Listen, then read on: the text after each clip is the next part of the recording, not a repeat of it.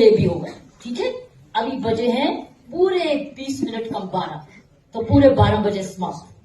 कोई सरदार जी नहीं है। कितने सरदार जी? दो, एक ही बड़े जनरल सरदार जी। तो सरदार जी मैं 12 बजे बताऊंगा। किरण बेदी जी, आपने किसी पुस्तक के लॉन्च के समय जो बयान दिया, वो भी उस कौम के लिए जिसके साथ आपका भी कहीं ना कहीं संबंध आके जुड़ता है। बहुत दुख हुआ कि अपनों की ही खुद बेइज्जती करना या उन पर टिप्पणी करना, उन्हें मजाक का पात्र बनाना। आप इतना पढ़े लिखे आईपीएस ऑफिसर रहे, क्या सीखा आपने ज़िंदगी में कि अपनों का मजाक बना करके और भी प्रसिद्धि हासिल की जा सकती है? ऐसा तो नहीं करना चाहिए था। अब आप क्या करेंगे? एक माफ़ी मांग लेंगे, मेरा ऐसा कहने का तात्पर्य नहीं था, ऐसे ही वर्ड होंगे आपके, लेकिन जो ठेस पहुंच गई उसकी मलम शायद दुनिया में अभी तक नहीं बनी।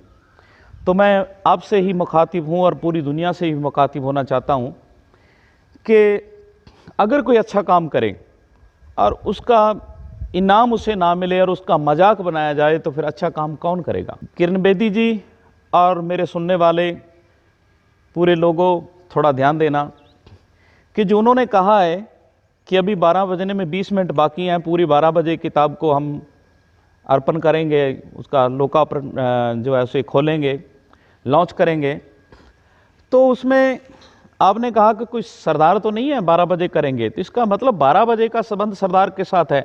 ये मजाक का विषय नहीं है। हाँ, हम मानते हैं कि 12 बजे का संबंध हमारे साथ है। वो कैसे जुड़ा, तो सुन लीजिए, थोड़ा नहीं सुना है तो जब अहमद शाह अब्दाली के समय हिंदुस्तान की लूटपाट करके अफगान के लोग, जिसके ऊपर अब आज बहुत शोर मचाया जाता है, वही लोग यहाँ से लूट करके बहन बेटियों को भी साथ में, और यहाँ के मंदिरों का धन भी, और यहाँ के लोगों का धन भी, राजाओं को भी धन लेकर के वो जा रहे थे। जब जाते थे तो उस समय एक ही कौम थी, वो सरदारों की कौम, सिखों की कौम, जो उनका मुकाबला करती थी।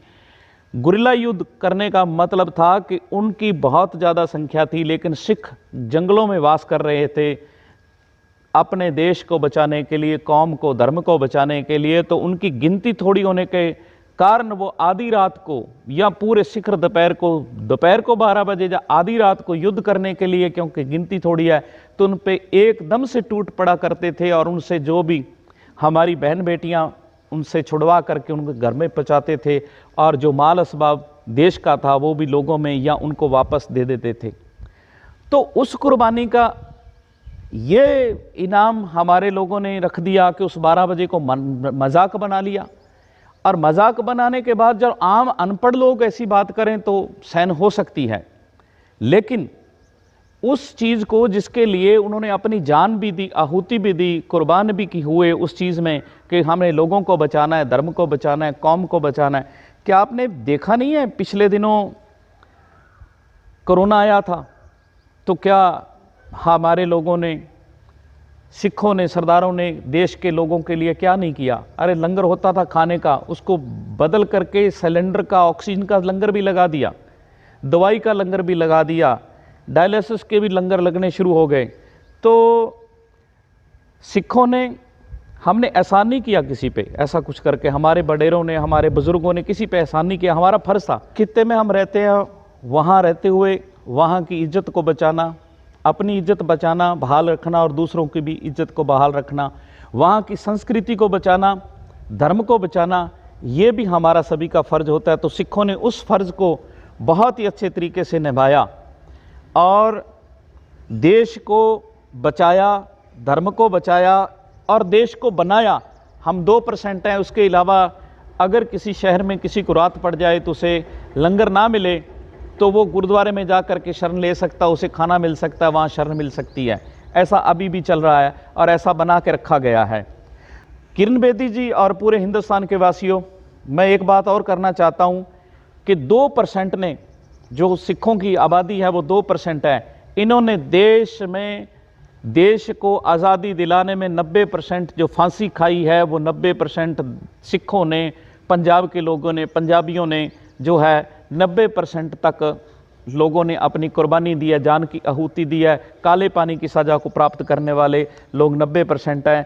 तो अब बेदी जी, आपने जो ये टिप्पणी की है, इससे हमें बहुत दुख पहुंचा है, और वो भी ऐसे पढ़े लिखे लोगों द्वारा ऐसी टिप्पणी करना हमारे बार बार बहुत परेशान करता है। तो कृपया मेरी गुजारिश है कि अगर आप किसी अच्छे काम का इनाम नहीं दे सकते तो उसको बदनाम करने की कोशिश, उससे मजाक का पात्र बनाना, ये बहुत बड़ा अघोर पाप है। कृपया इसे ना करें। ये हम बचपन से सुनते हैं, स्कूलों से लेकर के आज तक। बच्चे तो कुछ कह दें तो हम उसे बर्दाश्त कर लेते थे बचपन में, लेकिन अब हम बड़े हो गए हैं तो बड़े लोगों द्वारा, जो अपने आप को कभी बहुत बड़ी बड़ी सीटों पे पाते हैं, बहुत प्रतिष्ठित लोग हैं, आप जब ऐसा कहते हैं तो बहुत मन दुखी होता है कि हम किस देश में रहते हैं।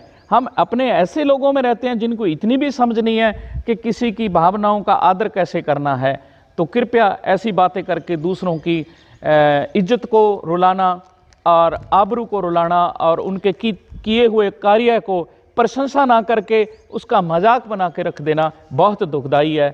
उम्मीद करूंगा कि आगे से कोई भी भारतवर्ष का व्यक्ति ऐसा ना कहे तो हमें बहुत खुशी होगी। हम पूरे देश के लिए सदैव कुर्बान होने के लिए, चाहे वो फौज में हो चाहे कहीं भी हो, हमारे लोग कभी भी अपनी जान देने से पीछे नहीं हटते। क्या पता आपको, कोरोना के दौरान सेवा करते हुए कितने ऑक्सीजन के सिलेंडर लगाते हुए लोगों को कोरोना हुआ और कितनों के बच्चे जो है इस कोरोना के अंदर कुर्बान हुए। एक दो को मैं जानता हूं जिनका 20-20 लाख रुपया भी लग गया। इंदौर में एक परिवार का, सिख परिवार का लड़का सेवा करता था, 20 लाख रुपया भी लग गया और लड़का भी उनका नहीं बच पाया। वो गुरुद्वारे में ऐसा ही सिलेंडर की और लंगर की सेवा करता था। तो कृपया ऐसी बातें करके हमें निराश मत करें। देश सेवा में आप भी लगें और हमें भी लगाएं और हम भी देश सेवा के लिए तत्पर हैं। धन्यवाद।